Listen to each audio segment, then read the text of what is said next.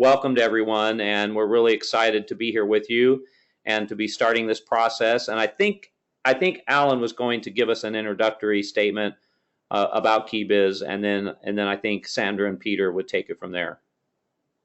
Sounds perfect. I didn't get a chance to meet your team here.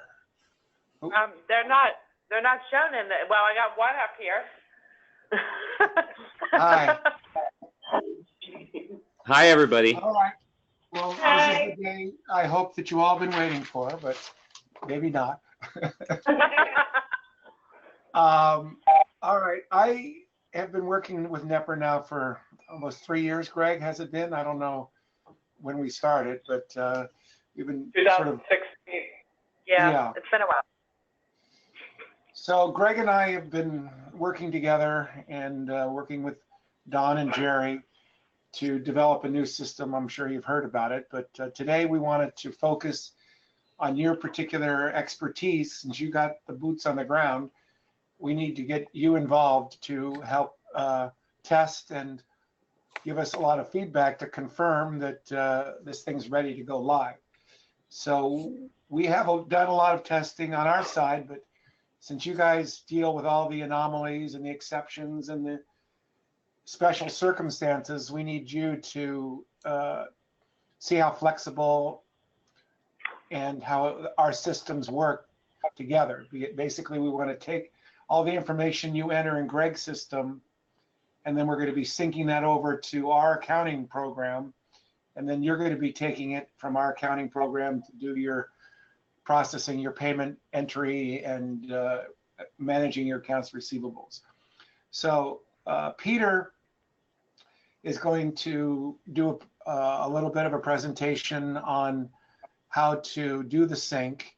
And Sandra has been working with me for like 15, 16 years on our accounting. She's developed most of our accounting program, and she'll be able to help once the data gets into our accounting, how to handle that data and manage that data. So we're going to be breaking it up into a number of sessions, training sessions, but today we mainly just want to focus on making sure that all the data in Greg's system comes over to our system and that it's workable and usable for you. Any questions about what we're going to do today? No, they were so excited. We like people to be excited about using the software, that's for sure. I know that you know, in some companies when we do this, there's some concern of change, but Don has told me that you guys are open to change, so that's great.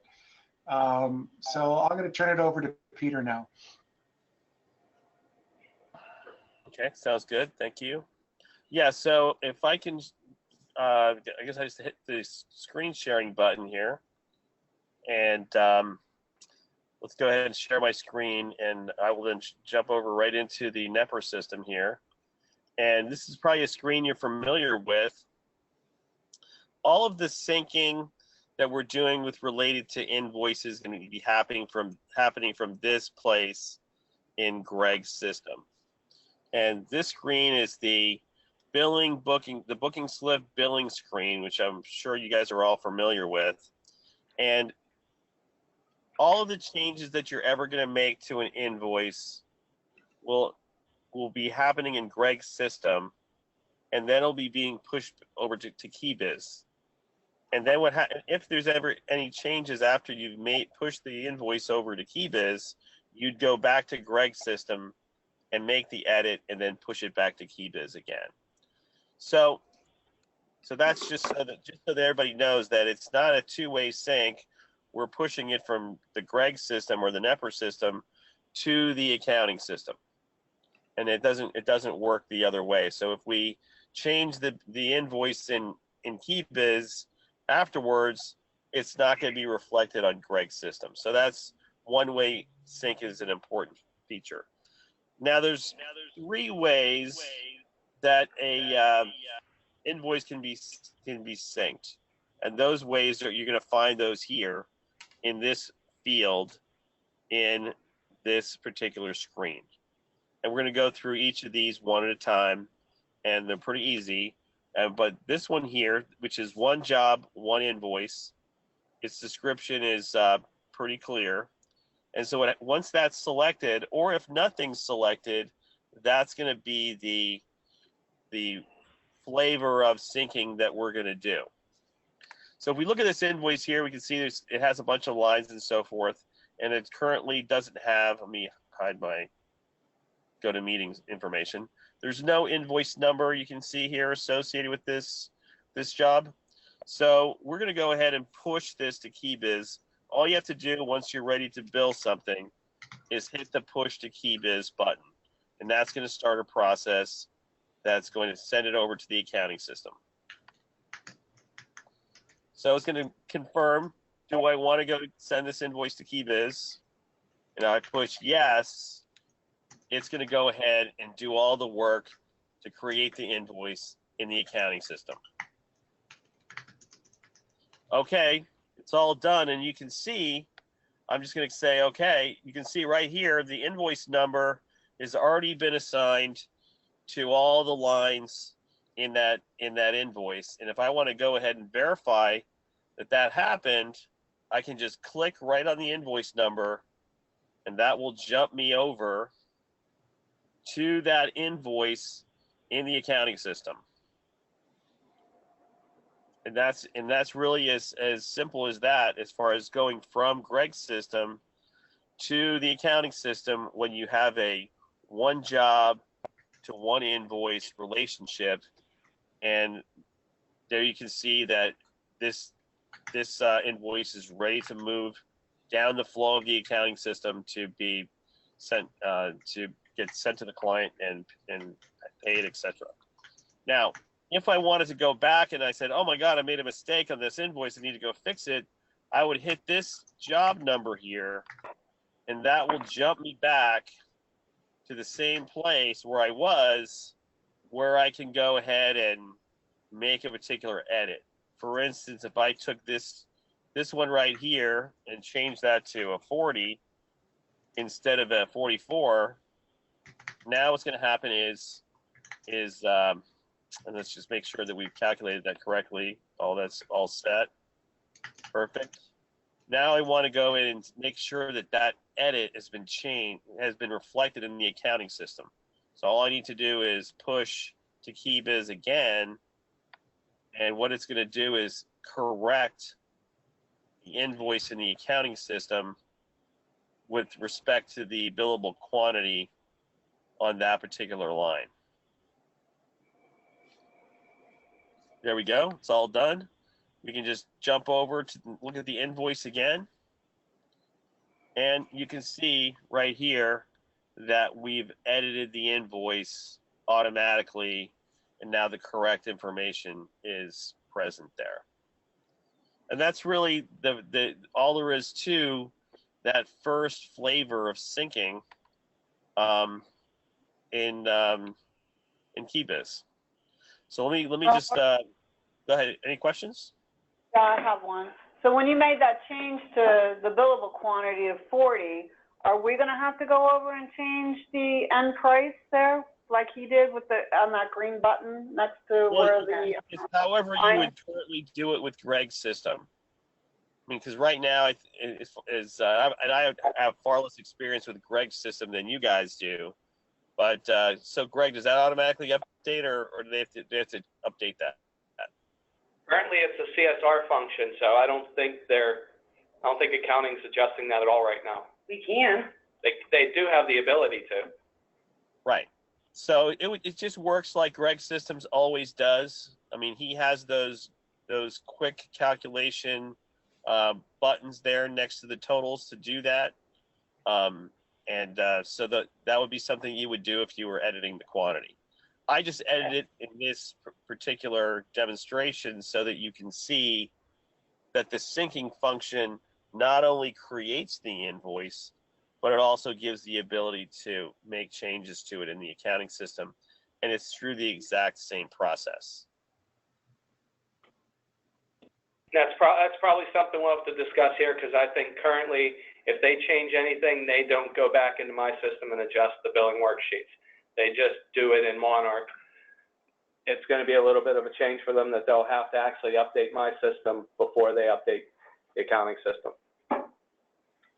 You're still editing it once, but you're editing it in a different place. That's all. Right. And we're editing it, Ellen, Peter, before, okay, so say this invoice was posted, and then we had to go back and make a change. I mean, if we already posted it to the general ledger. Yeah, to their AR. Because Right. this happens all the time. All the time. So currently, you know, that's a great question. I'm not sure. The syncing process is for invoices that have not been posted to the general ledger at this point. I just putting that thought process in, you know, everyone's ear because it happens more than we would like to say. Okay. So if you don't have a process set up for that yet, you need to create one. Right. Okay. We do have in some of our clients, we have a new button that says unpost it to the general ledger. Is that what you're asking for? No, I think what everybody's concerned about is after the invoice is given a number and sent to the client, a lot of times the sales manager or person involved in this will come back 2 weeks later and say, oh, this is incorrect. Can we change it? Well, it's really a question of when you post to the general ledger. I mean, it's just a matter of, because that's really where the change happens. You can certainly send an invoice to a client before you post it to the general ledger. If that's happening all the time, it's really a workflow question. But if we need to create another procedure, we got to talk about that. And how do you handle it right now? Like when they come back with the change, how do you handle it right now? We currently reopen the job in Monarch, credit it out. The original invoice in total. Correct. Okay. And then you put in the new invoice at the corrected number, and then you post that. So that's sort of what you had actually suggested, I think, was that you basically would reverse what had already been posted and then repost the new one. I see. So Okay, well, you would reverse it and you'd resync it, because right now it sounds like those edits that you're making to the invoices post delivery to the clients are not being reflected in the source information. Correct. You're never going back to Greg's system and correcting it, so you're to have a disconnect between accounting and your main system. Correct. Yeah. Well, generally in KiBiz, the way we handle it is if it hasn't been posted to the GL, there is a place to edit it and change it in KiBiz. But if it has been posted, we generally recommend doing the credited out thing that was just mentioned. But some of our clients didn't want to go through the credited out process, and they had us create an unposting button where you could unpost it from the GL. No, I don't like that idea. That would just cause, that's too loose.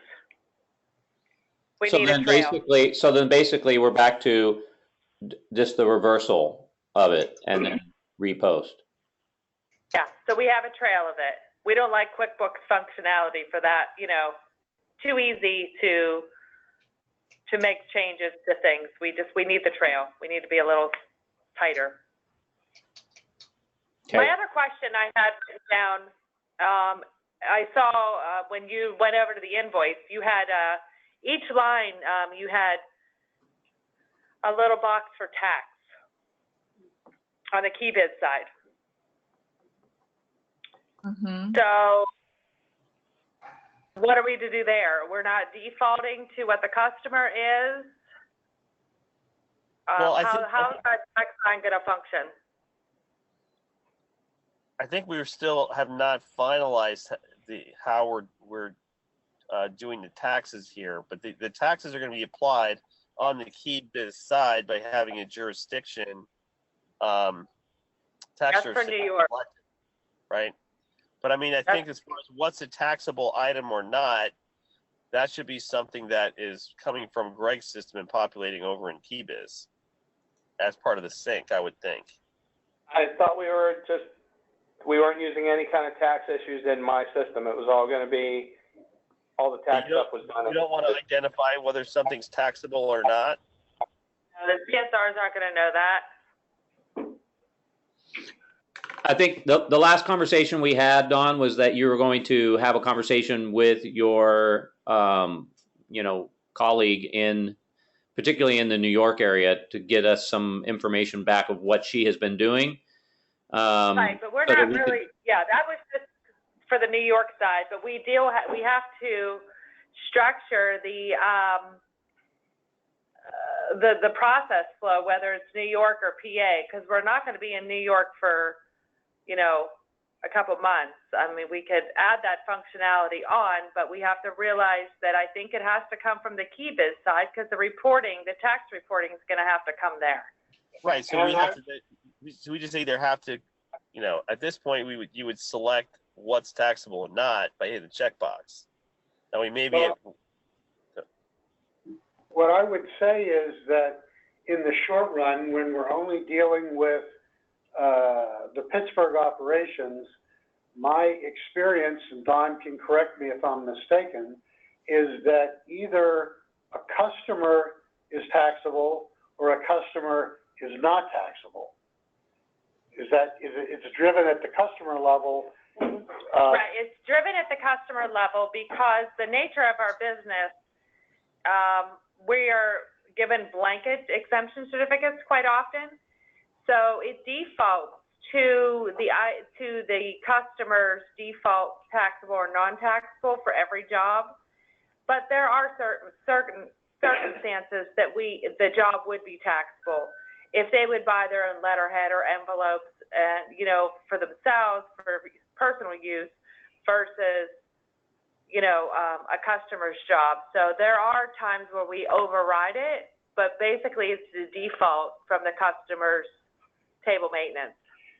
So my suggestion is, I assume that column you have there, that with boxes for tax, is to designate whether it's taxable or not.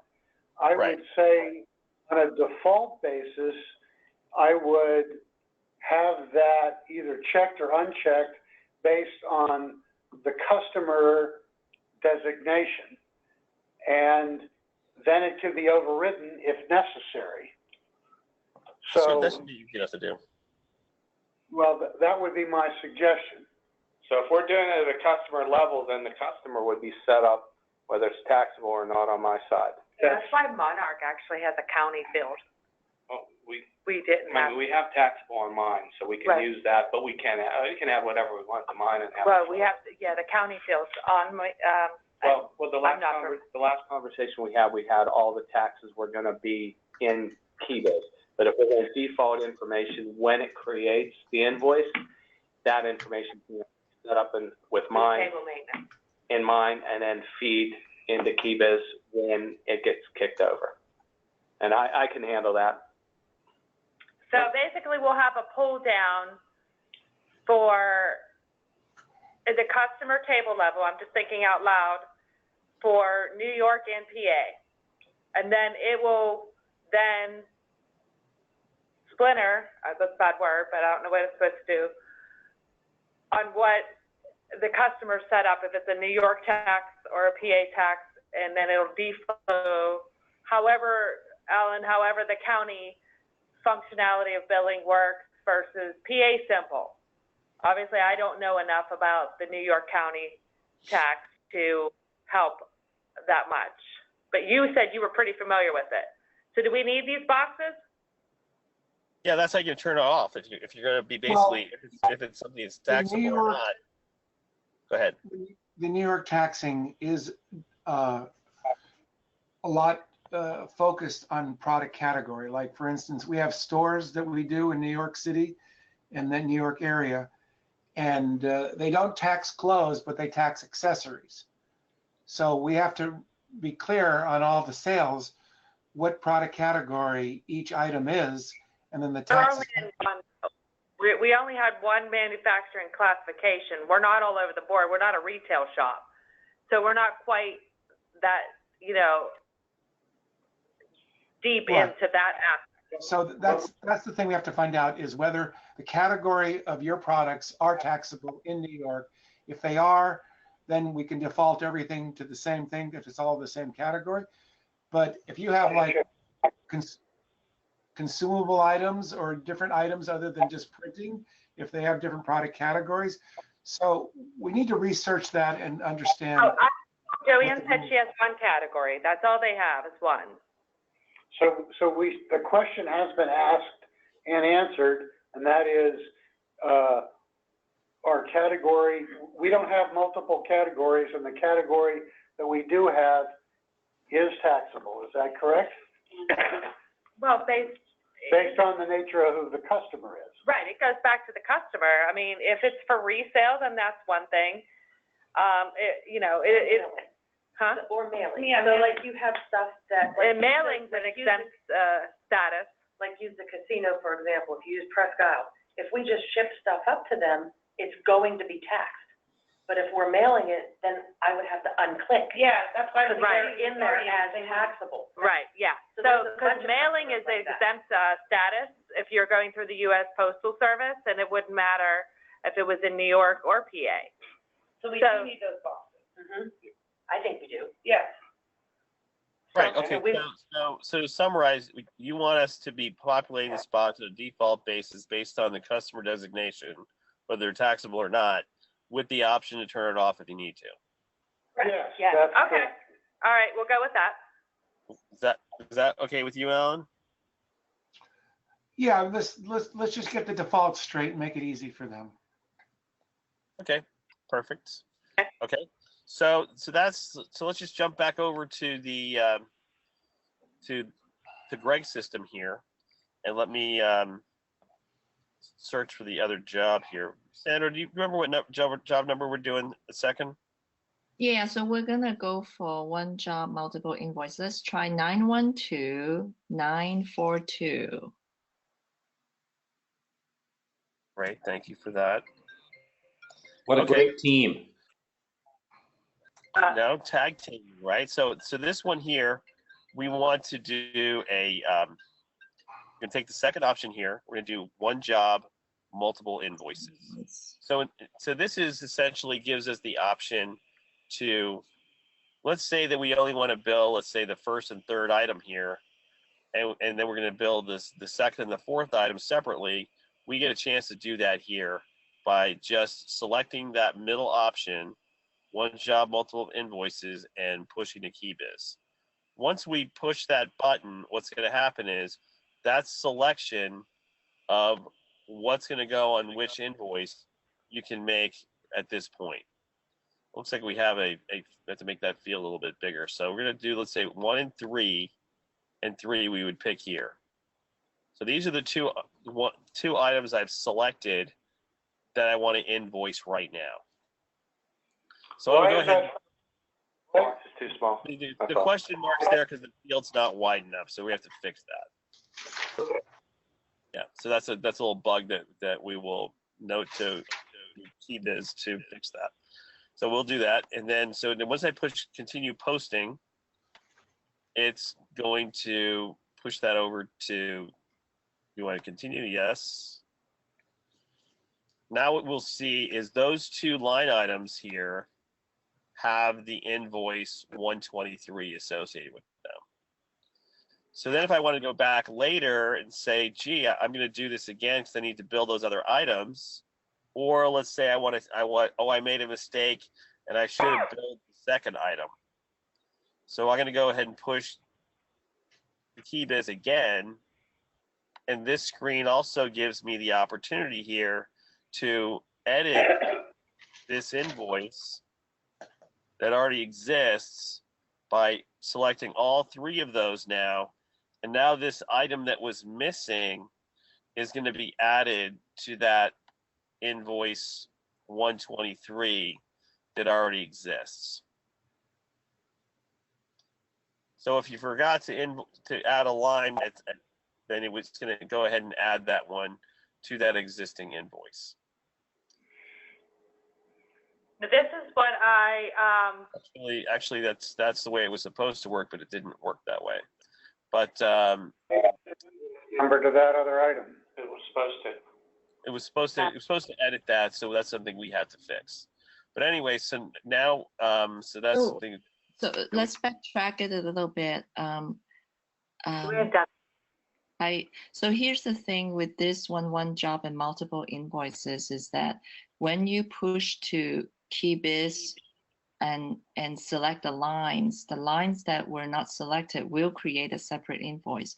But we might be making certain mistakes, as we all do, to switch between invoice number. So you can do that. And so right now, Peter, if you go into the field 120, actually, if we change 123, the first line into 124, like the first. Oh, sorry, jump back. Sorry. Okay. Change this to 124. Yeah, like there is. Well, we can't really edit it because it's a Okay. dump. Should be. See if you can edit it when you hit push to KiBiz. See if you can change that invoice number at that point. Okay. If that invoice number is editable. Now he has those as hot links too. No, it's not. But But you can change it in KiBiz. It's easy to change it in KiBiz. What's that all set all or unset all? the That's answer. easier if I wanted to, for instance, bill all of them at the same time. Then it would select all of the boxes. I thought maybe it And was if I want like to uncheck them all, it just unchecks all the boxes. Yeah, but this box specifically is actually for you to invoice like you wouldn't want to select the ones that you've already invoiced to create a new invoice again. Right. So Right, what but I mean, we'll do is we're gonna once that lines have been invoiced, that box will be blank out, so you cannot select it, and you can only create a new invoice with the lines that you have not selected. I got you. Okay. And I have earlier a question. it had it a different way, but that's okay. So at this point, the way it's Hold on, working- Peter. Peter, we have a question. Sure. Okay, and this is going to be something we're going to need, and I guess I'm going to ask how we're going to handle this. On this two invoice side of things, we will need, per se, one of these line items is postage.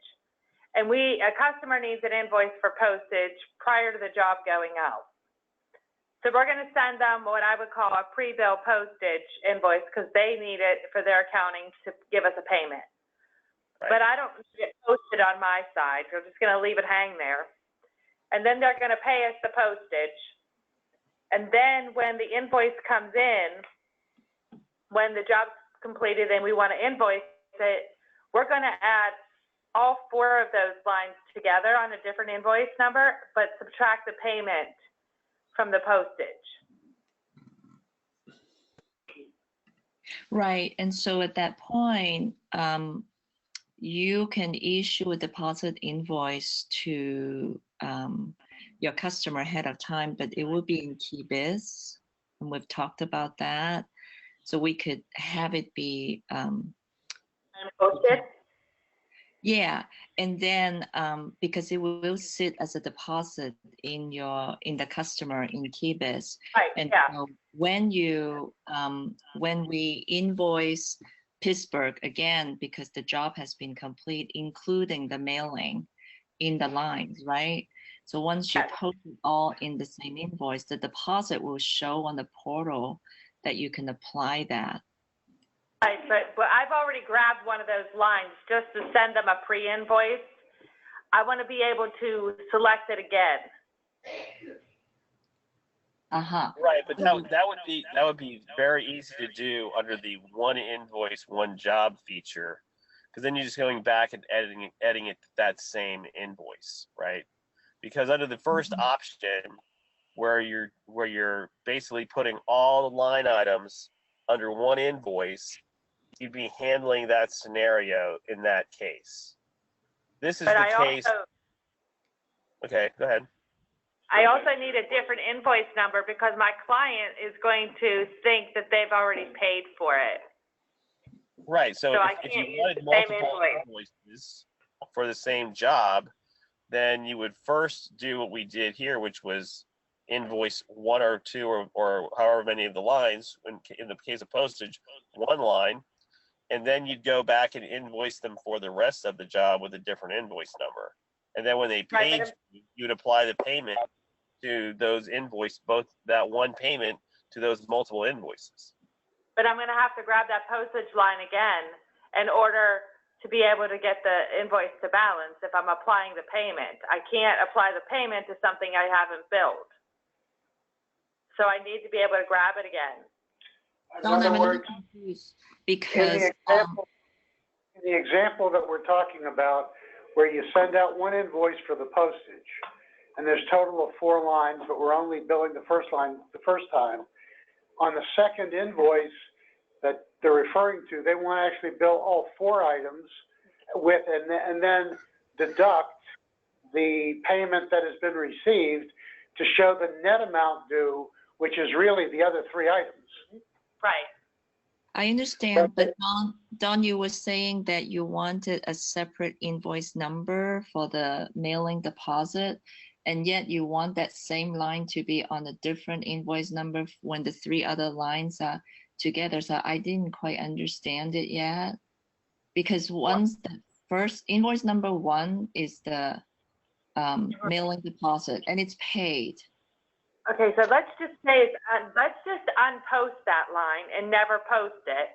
Then we should be able to have all 4 on another invoice. Okay, so basically it would be more like I remember what you said before. It's like a preview. We're never posting it. It's just a communication source for the customer. I understand. I remember now. It's really for show for them. Right, it's show for them. But now it's kind of like, okay, if it's tied to this job but I can't use it again, then that's kind of, You're gonna have to just have 2 postage lines. so we'll just, no. One postage line. Then we can just use an unpost button, Alan, like you referred to maybe on that. Unpost. You're not gonna ever. Well, if it's never been posted in the first place, then. Right, you made it not posted in the first place. It's right, not but how do I get rid of that invoice number on that line I've already billed? I'm about to say something about that. Okay, sorry, we're overwhelming. No, we have lots of details. This is what we needed to discover anyway. Is that so? What our understanding is, then first you need to issue the deposit invoice, and it needs a legitimate invoice number, and you will post it because it is a deposit received, customer deposit received, cash received. Okay, so now when you're ready to create that invoice, because it's been delivered and shipped, and then you wanted to grab that postage item into this job invoice so that it would tag along the deposit received. Is that right? Yes, that's correct, because the customer wants to know what the total cost of the job is, including postage. And so that way, there's a subtotal line of saying this is the subtotal of the 4 items, less the deposit received, net amount due. And how important it is to, on your end, to post it to GL for the deposit receipt right away. It doesn't very important. Okay. When you get the deposit, you have to put the deposit on the job, because that's how we know whether or not we can release the job from in-house. Right. Well, the reason why I asked that, Dawn, is because there are 2 ways of doing it. One is that you will post it to GL as cash received, customer mailing deposit received as a liability. But we can issue a deposit invoice, but not like a regular invoice, you know? And it's just for you to send it to the customer, and that mailing deposit remains on here in the Knepper system. So when you're ready to invoice the job billing invoice completely, including the mailing, everything is in there, and push it over there, and you see the mailing deposit attached to this customer and apply it. The posting, the issue of the actual deposit invoice is really not an invoice of sales. It's really just a receipt of cash and deposit received. Right, it's a communication tool, and it keeps a little bit of, it has a little bit of flow to it for us to know that it's out there waiting for a payment. It does sit on the AR, I see. but we never post it. All right, so scratch that. We do need to have it be an invoice number. Okay, well, we just have to do the unposting and reposting thing again. Yeah, I'm thinking I think that's the case. But if you unpost something, will you ever have a trail of it? So say a customer calls us and said, I paid you for that postage on invoice 124. Well, you'll never see that invoice if you unpost it. We'll use the next one. Dawn, this is really let us think on that. Okay. We'll write you back, and then you can let us know what you think. All right, perfect. Because really the postage topic is really a little bit different flow than what we were trying to cover here, which is you have a job with multiple line items that you want to bill in multiple invoices. The postage flow is a different syncing process because it has the relationship with the contacts table as well, so you can manage that. And that's really not what this particular syncing process is doing. It's not the postage flow. We will address that in the next session. But with this session, we're really trying to just cover these basic 3 synchronization flavors, if you will. And so this one, just to go back to it, is right now we've billed 3 of the 4 items with 2 different invoices. Now, if we have to go back and bill the next one, we now would just go ahead through that syncing process one more time. And now we have not billed this item, so we would check that one, and we would continue posting. And when that continues to post, now through this process, we had 3 different time frames when we invoiced this job, because it was a job that had a long duration. Maybe it was a customer that had many months to deliver a particular big job or something, and you wanted to bill them every month. You would use this for something like that. Now, to go look over on the KiBiz side, you would see over here, for instance, 123. There you would have that, and so that's where that one would be. And if you went back and said, "Gee, I want to see what's going on with 125," that would be that particular one. So each one of these invoices is now separately in the system. But if they paid you, for instance, for all of them at the same time, you could apply that payment to those that one payment to multiple invoices. So essentially, that you basically have flexibility on how you want to manage that customer from that perspective. Okay. And again, if you edited one of these, if I changed the billable quantity on any one of these items and went to sync again, it's going to then update that particular invoice. Okay. All right. So then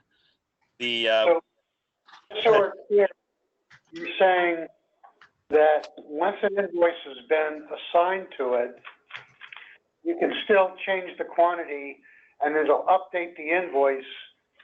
And I think you showed us that on the previous Right, so we version. changed this to 500, right?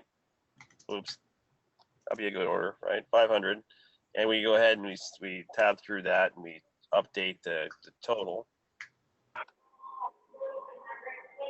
Be updating that, right?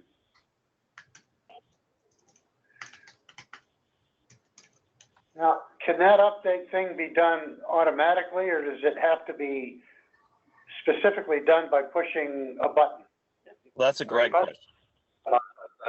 Yeah, because what it is, it gives them the option to either take the unit price, the billable quantity times the unit price to come up with a total, or if they want to put in a total amount, they can hit that button and it would actually split it up if they need it. It goes both directions. It does the math for the CSRs. All right, but the CSRs are familiar with that, and my only concern is they might change the quantity and forget to hit the update button. CSRs are good with it. They have. Okay. Just if that's where if it's going to be that's a risk area. If it's going to be coming, well, it was a risk area at the beginning for the CSRs. At this point, it's common, pretty much every day-to-day procedures. So we'll just have to get them used to doing the same thing. I do it every day. Now we went ahead and edited that line there, so we want to go fix that. And so again, we're going to go sync this one here, and it's going to go up. And it's going to go update that.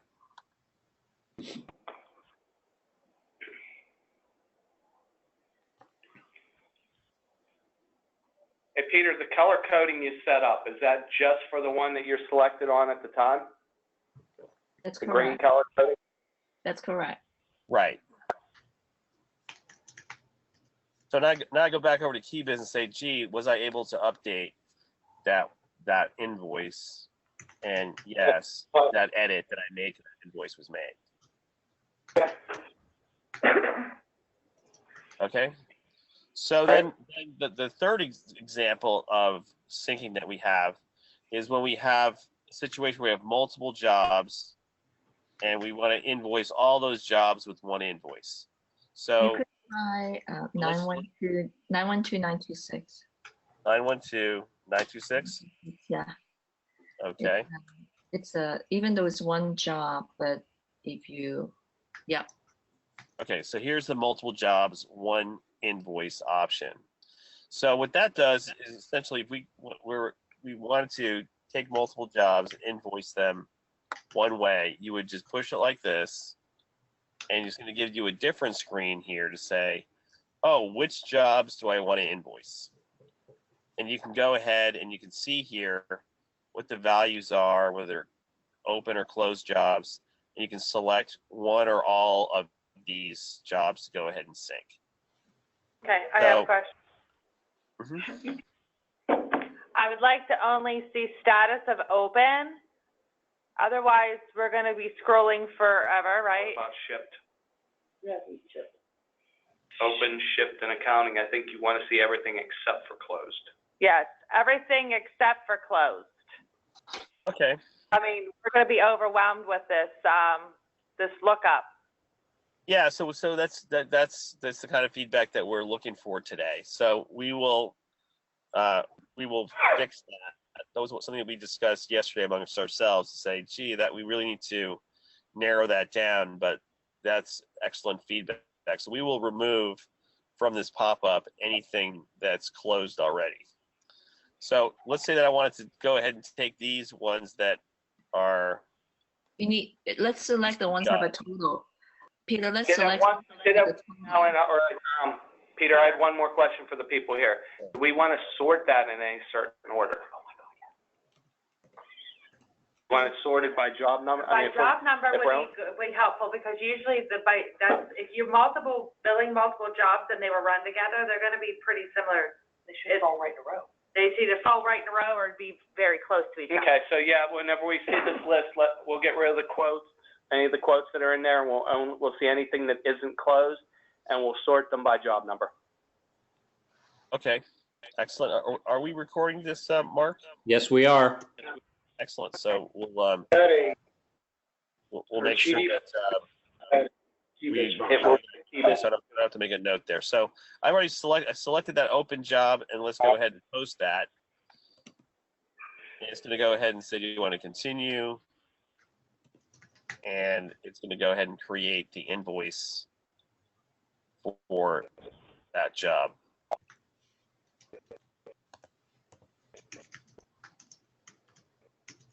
Peter, one more thing while that's doing that. I didn't ask Dawn that we talked about this yesterday. Are we ever going to have multiple jobs where we invoice pieces of each one of those jobs? So we'll take item number 1 from this job, item number 1 from this job, item number 1 from this job, put it on an invoice. Then take item number 2 from this first job, I didn't think so. I thought that was like way over the top. No, Respironics is. No, not this. That's a whole different one. Okay. Yeah, Okay.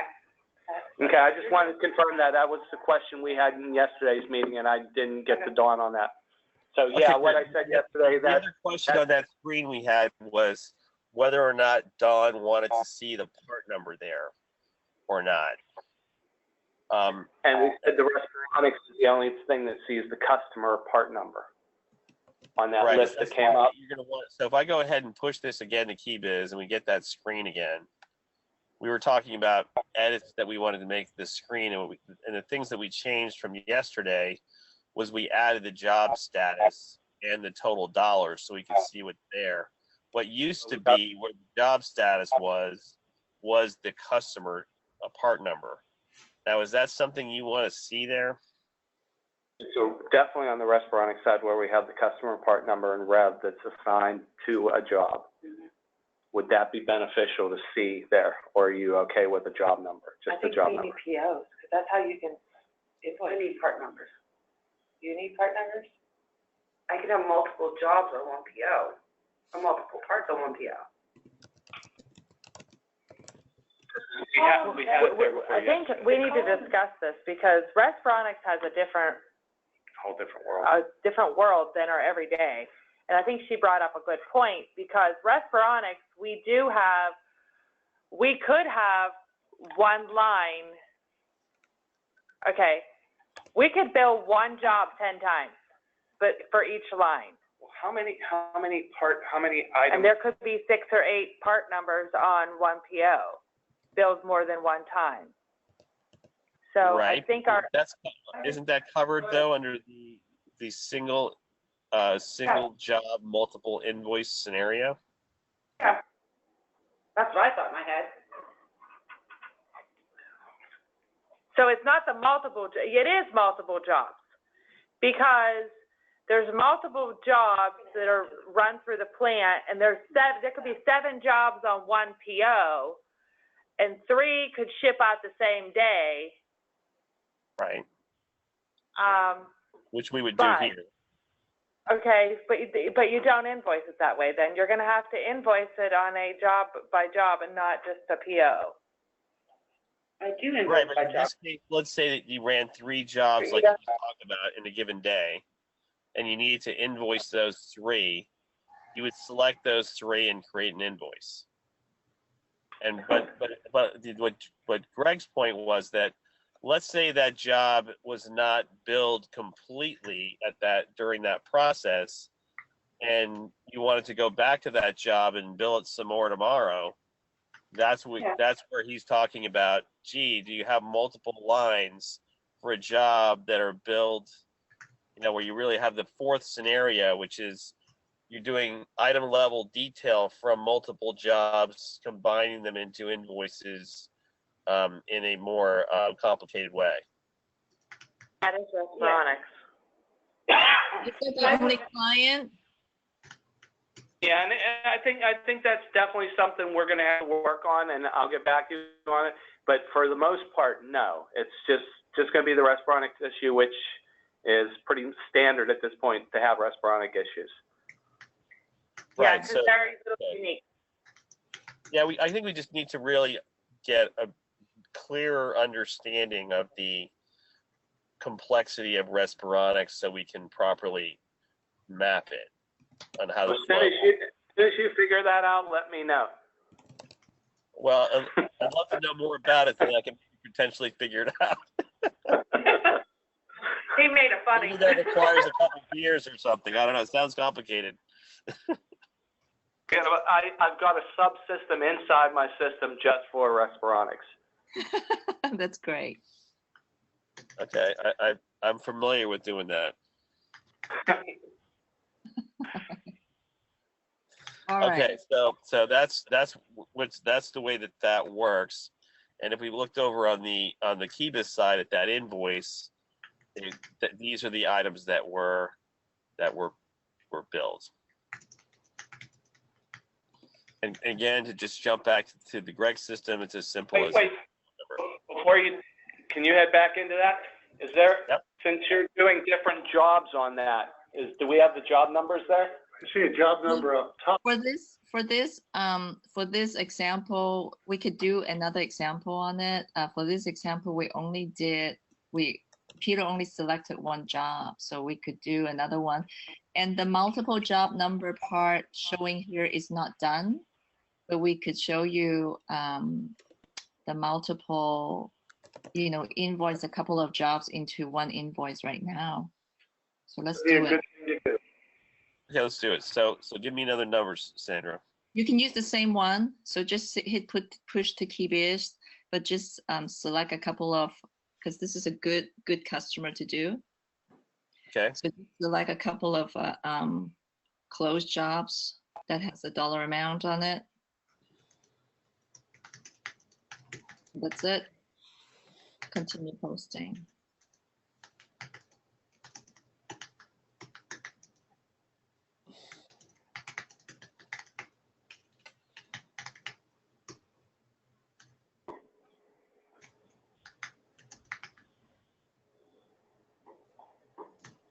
Okay, there we go.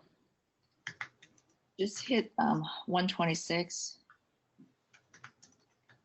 And then final invoices, go to the last one. Which one? Oh, that's one. Yeah, because we're not looking at that job, right? So just show all records. Show all records? Yep. Or you can use the list view. Yep.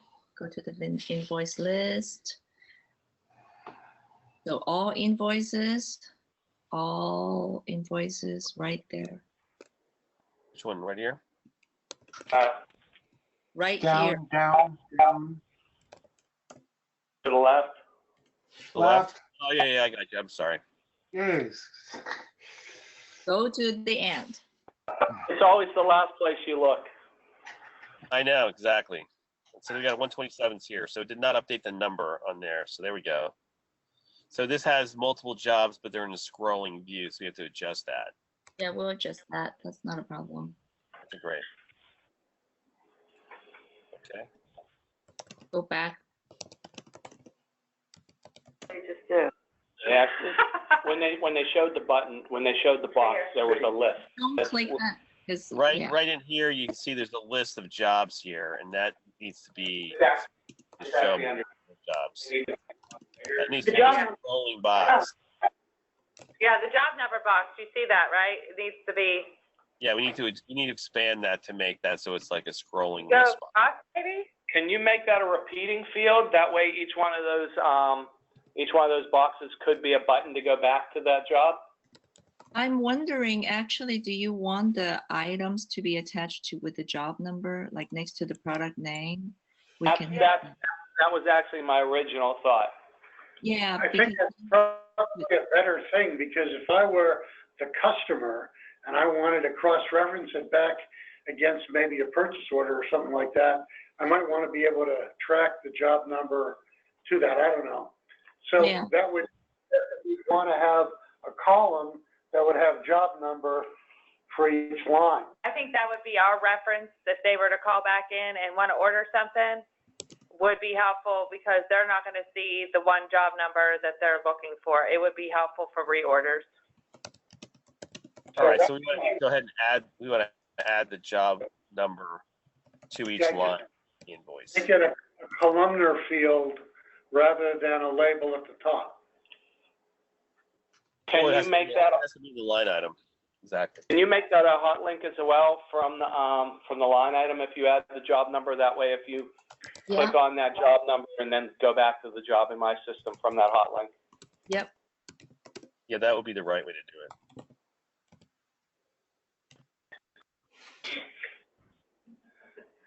Okie dokie. Okay. All right. So those are the three, flavors of syncing that we have to go from Greg's system to create invoices automatically through a push process, as opposed to the way you're doing it now. Okay. We might have to add a fourth one for Respironics world Yeah, we need itself. to. I think that sounds like it's possible. We need to understand what complexity we're not covering here. I have a question. Well, one thing as far as that goes, currently we do all that in my system. Yeah. So we do all the invoicing, so all the procedures are set up there. What I'll do is I'll work with Stephanie on that. We'll document the steps that we go through it. Believe there's some, we might have them already written down somewhere because we had that meeting. Yeah, it's a lot It's easier. now Right, it's in your head. So I'll document that and show you how we do it, and then we can figure out what we need to do to send it to KiBiz. Right. Are you wanting to continue to send invoices the way you are to Respironics, and we just want to wait a way to add those to KiBiz, or what do you, Mark and Alan, what do you think about, and Sandra, what do you think about that? I think that's a fantastic idea. If we can, once we send the invoice out through my system and do it, kick it into KiBiz at that point. Yeah. So once she sends the invoice to the customer, which is done through an email, so there's a whole distribution list, all the processes are set up. If we can continue to do it the way we're doing and then kick it into KiBiz at that point, that would be fantastic.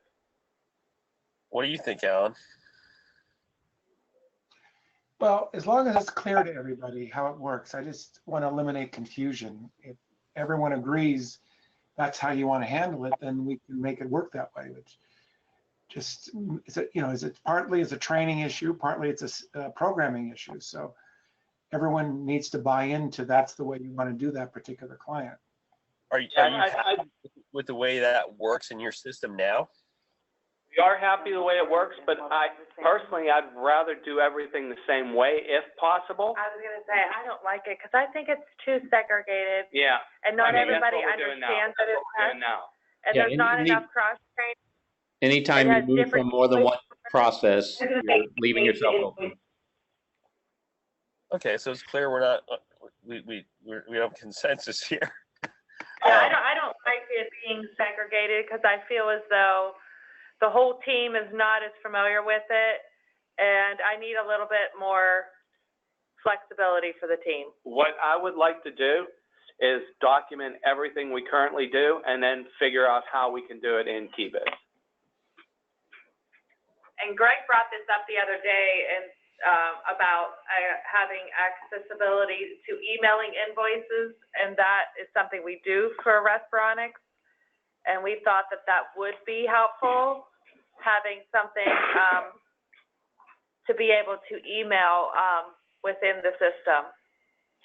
I discussed it with them this morning, and it says about 50-50 as far as what gets emailed, and then being able to create PDFs and upload PDFs to the customer's sites as well. So it's it was basically a 50-50, right? Or is it more of a 80-20? 70. I mean, For 60, me, 40, but I email. There's a little bit of everything. There's emails, there's uploading, and there's mailing. So Yeah. I think where we need to attach the email address is going to be to the bill to, not the customer. So it's gonna have to be whenever they assign, there's gonna be a default email address that comes from the customer. So whenever the CSR assigns the customer, it will default to that address, that customer name, that contact, but have an override as well. Yeah, I'll need an override because like on PPG, not all Right. even though they're in the same account, they go to different. Well, the way we have Respironics set up, Respironics has overrides on their bill too. They're the only customer that we invoice, so they're the only ones we've actually set up with an override on the bill to information. Because what's going to happen is when we create the job, you assign the customer will pull the default billing information from the customer list. We'll have a drop-down list on the invoice side, so when you guys go into it, you can choose from the drop-down and change that or add another bill to. Once that kicks into KiBiz, that's the information as far as the invoicing information goes. So the email address, the mailing address, the contact information will go in from, Okay, so we can have multiple email addresses in the bill too. I want to be able to have the pull down from multiple email addresses on the bill too, because you may, in her case, she's going to have several within the bill too on one customer. On one customer. Yeah. Yeah, but Can we build is it that? always going to be this? Let's say you have 3 email addresses that always get that. Are you ever going to go and say, all right, here's my bill too, I only want to use this one email address? Yeah, it's never default. You may have to change it. Then we'll actually assign that to the bill to, or you can override it if you want. But I'd rather have bill to A, B, C, D, and have email addresses assigned to them. You're not going to have one contact information with a different email address assigned to it. No. So you'll have contact A with an email, contact B with an email, contact C with an email. But or you can even your have AR, so you're only having one AR. You only have one AR. Yeah, you're having one. Hold on. One. But you can't have a customer, which is your AR, and you can't have multiple bill tos, because then you're going to have, where's your AR? Where's your AR going to stand? On your customer or your bill to? Your default would be we can set the default as the AR, Okay. and then have multiple drop downs if you want to change it. If you want to invoice somebody different than that. Well, you could also have, send it to 2 places at the same time. You can have an AR email address and you have one for whoever's receiving it. My AR function, my AR is my accounts receivable aging report, is what I was trying to not have skewed by having the multiple bill tos and making sure that it's clear on where my aging activity is coming from. Well, that's still going to be your default customer number, right? Okay. So you'd be doing your AR based off of the customer number. Your invoice information is actually coming from the contact information. Because with the Respironics, I'm not trying to think of them because I don't know that enough to think of it. That's the only one that's set up with more than one bill to. So they go in. We put it in the aging report, totally different than what's in. Yeah, but that's based off of the customer number. Her invoicing location where the bill is being sent, where it's being emailed to, can be multiple tied to that one customer number. Your AR is going to still be based off that customer number. But that is very difficult, how an AR can be linked to 3 or 4 bill tos, because I'm sending my AR to here. And if these 3 different bill to people, these people may not know who these are. Well, you can't have that. Can you? You cannot have your bill tos and your AR be different like that. One suggestion I heard in this conversation is that when you send that invoice out that goes to a specific separate bill to, that a copy of it goes to the AR also, so that they both get it. If I'm collecting from an old invoice, I'm going to my AR and I'm going to send them a past due statement. Right. And if that bill to isn't connected to them, they don't know who it is. I don't know who I'm sending it to. I guess, but again, my thought is when the original invoice is sent, it's sent 2 places. It's sent to the bill to and it's sent to the AR, so that they both get a copy of it. It's AR, we're talking about AR as an email address. Well, AR is an accounts receivable. I understand. We're not talking about a body or an address. But AR also would be,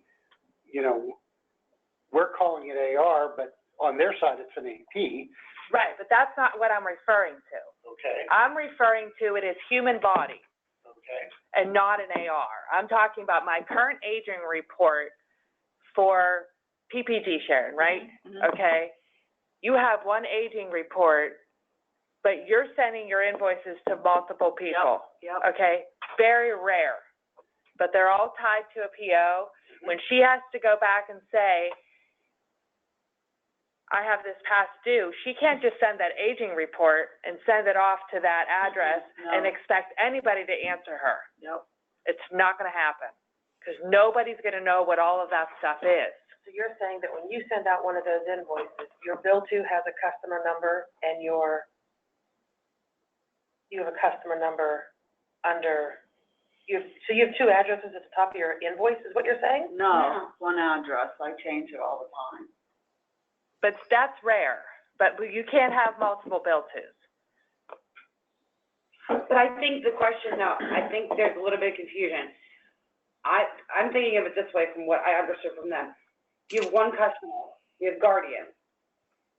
That's who my AR is to. I'm posting this invoice to Guardian. Guardian's customer number. Guardian's Them. customer number, there. My bill to is who I'm sending the invoice to Amy. Am I sending it to Todd? It's Contact is different than bill to. Yeah. Contact, is that what we were I have talking about? different, like, branches within PPG, We're and they're all talking about not email the addresses. same. But they all have Okay, so different that's customer numbers? contact. No, they all have. Okay, No, then I it's think we not did the bill wrong to. terminology is bill to. Right, yeah, so it's contact people at that location. Yeah. I guess, okay, now we have a disconnect. Yeah. Okay, so it's contact, not bill to. Right. Bill to would meaning it would be a different place, a different person. A different customer Just number. a different customer number. Okay, because Monarch had different functionalities, and we could have are you guys still there? We're here. Yeah, we're here. We're listening. We'll try and figure out how Monarch had a functionality of one customer could order at a broker, but say, another company was paying for it. And that's where my mindset of a bill to went to when Greg said bill to, not email to, or, email, contact person versus bill to. That's where my mind went right away. So I don't think we were on the same page. Well, let me clarify. Bill to is the entity that sends us the money. Yes. Okay? Contact is the person who has to approve it and communicate to bill to. Yes, we could have multiple contacts on the bill to. Yeah, Sure. that's what we need. Okay, that's what we need.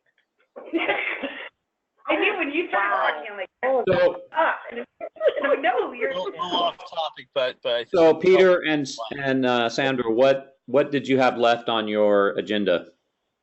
that I was want really to ask Dawn a question. Go Go ahead, ahead, Sandra. Sandra. Dawn, how we understand the Monarch system is going to come to a close automatically. Which day is that? Oh, we're hoping, Sandra, that it doesn't, because you haven't been on our calls, because it's in like 11 days. Christmas of 2026. That's great. We're hoping to still be there in January, because we know we're not quite there yet. Contractually, we're supposed to stop using it at the end of this calendar year, or for transactions through the end of the calendar year. And that's a digression I'm going to get into for just a moment. Just so you, the KiBiz people, are clear about this, and this should not be a surprise. When we are done trying to close out a month, we typically are processing transactions for the month that I'm referring to, probably 20 calendar days into the succeeding month. Right. So we are not done with a month until, month plus 20 days, Yeah, like December's billing will be done January 18th. something like that. Now that's important for a conversation we're going to have tomorrow. I'm not going to go into it much now, but this gets to the question of how do you get beginning balances when your beginning balances aren't known as of the date that you're talking about. Yeah, really. But that's a separate conversation. We did do it in Monarch, so we have a plan. In any event, so why was I going into all that? No, Sandra asked the question about the hard date, but what we found out subsequently, what Jerry found out was that they were able to open a new period in it. So the assumption is we'll be able to continue to do some level of transactional processing beyond the 31st of December. Right. So we're assuming that that's true, and we have every reason to believe that's true, but it is a theoretical possibility that it will stop January 1st. We don't expect it, but it's possible, and if it happens, then we're going to be in a pickle. That would be the most polite word I could use. That's a good There's no word, other Gary. nice word out there. I keep putting in holy water, so. So then what do we have left here and Sandra on this during this session? Well, I think we covered, but Sandra, go ahead. we covered everything, but because there's so many details we still have to work out and sort out and test it and train before we throw the babies in the bathwater by themselves. Well, one thing that I think is left, we need to have everyone understand how to get into these systems and log into KiBiz so that they can do their testing. Have you explained that to them, Greg, or do we need to explain that to them?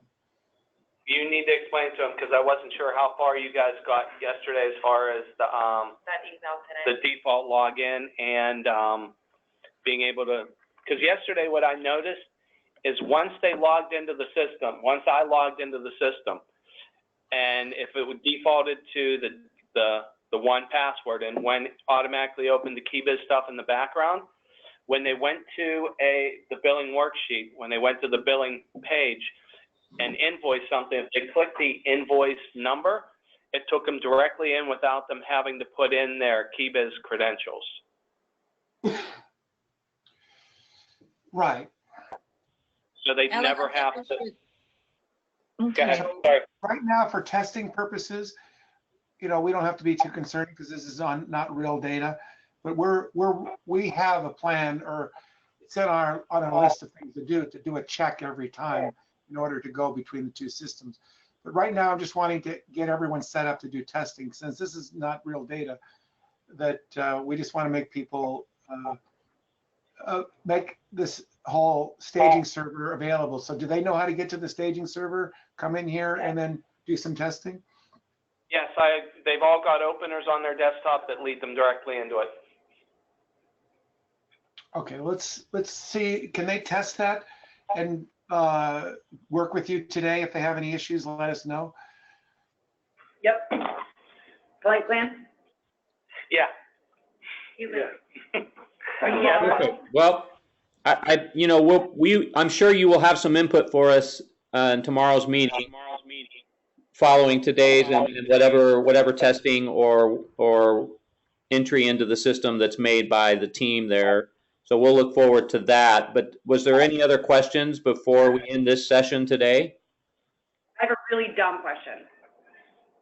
There are no dumb questions. Stephanie, by the way. Stephanie, yeah. I have lots of those. The three of us that are mostly doing all the billing have a double screen. Now, in your experience with toggling back and forth in both systems, is a double screen billing a pro or a con for you? Pro. Well, you can have both windows open. You can have You don't, Yeah, okay. you don't need to use the hyperlink to jump between the two systems. They're just open up. That's just a convenience for you. You can be looking at two windows at the same time without a problem. That's why I was a little confused, because when you were clicking on the invoice, it was kicking you back into KiBiz. Well, I'm working on a laptop, so it's easier for Okay, me. I just didn't know if that's what I wanted to see. You thought it was. Does KiBiz do any repositioning of windows? yes. Where does it position it back to? But we have a multiple windows feature. Could you go to the main menu in KiBiz, Peter? No, it comes. Is that under the preferences for the users? It's actually a system preference. Go to the main menu of KiBiz. Very good.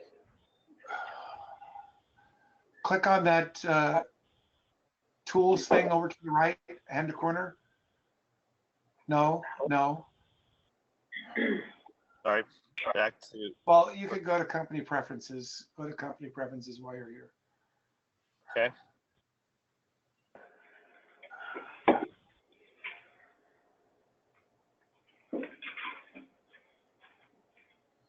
All right, do you want to do it on a user basis because different users, or do you want to have all users have to have multi-window capability? I'd say all users. Yeah, because we All users have multiple screens. Okay, click on Setup Wizard in the lower right-hand corner.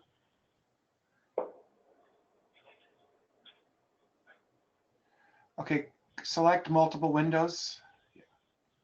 I'm glad I said it, because we wouldn't have been able to do it. It would have been. So as long as that's selected, then you could be able to have multiple KiBiz windows. And so what I would suggest, if you have a big monitor, just have Greg's system on the right and KiBiz on the left, and then you'll be okay. Yeah, that'll Okay. make it much easier, I think. That way they But, can actually. I just want to say something in conclusion that the whole point of this meeting was to focus on exceptions, anomalies, and need for more flexibility. So, but there's pros and cons to flexibility, like has been brought up, Donna's, and you've both mentioned that. So we need to like document as much as possible and then determine the best strategy of whether to give more options or whether to have more strict rules or what the rules are. So this is part of our testing, and we don't want to make too many conclusions yet. We just want to get all the feedback and then consolidate it, and then we'll make some decisions based on what we feel is the best solution to address that feedback. Perfect. Very good. All right, thank you. Yeah. No, it's tomorrow. Is it just us three, or should the other people be involved for any of the other communication tomorrow? I don't think we had planned it to be a training session tomorrow, but more of a post-training to kind of determine how we did and maybe have a plan about going forward, how we want to approach things going forward. Okay. Okay. Yeah, we need to do a project review and understand where we are and get a plan so that it's more of a higher level meeting tomorrow. Okay, perfect. Okay, just as a heads up, I'm not going to spend more than 2 minutes on this. I'm going to be creating an email later today. Greg's looking at his watch. I'm timing it. I'm going to send you an email later today about transition stuff and in terms of going from Monarch to KiBiz and considerations related to timing of testing and in what system are we actually going to generate original transactions. And in terms of, for example, we're going to start cutting checks for January in early January. And the question is, what system do we print those checks in?